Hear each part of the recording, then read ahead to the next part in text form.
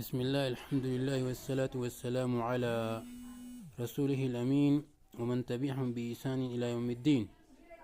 حديث بخاري 85 የቂያማ ምልክቶች የወቀት መጥፋትና የመገዳደል መብዛት። አቡ ሁረይራ ረዲየላሁ ዐንሁ እንዲህ ብሎ ነገረ። የአላህ መልእክተኛ ሰለላሁ ዐለይሂ ወሰለም እንዲሁ አለ፣ የወቀት ይወስዳል፣ ድንቁርና ይታያል፣ ፊትናዎች ይበዛል፣ ሀርጅ ይጨምራል። እርሱም ጠየቁ፣ ያ አላህ መልእክተኛ ሆይ ሀርጅ ምን ማለት ነው? እርሱም ሰለላሁ ዐለይሂ ወሰለም በእጁ መለከት አደረገ እንዲሁ አለ፣ መገዳደል ነው።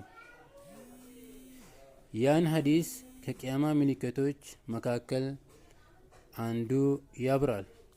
ዑለማዎችን ሲሞት እውቀት ይቀነሳል፣ ድንቁርና በህብረተሰብ ውስጥ ይበዛል፣ ፍትና እና ግጭት ይበዛል፣ በመጨረሻም መገዳደል ያለ ምክንያት ይበዛል።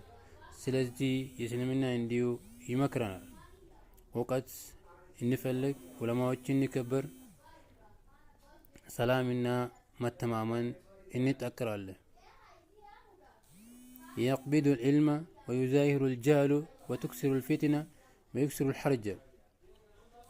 እውቀት ይወስዳል፣ ድንቁርና ይታያል፣ ፊትናዎች ይበዛል፣ መገዳደል ይጨምራል።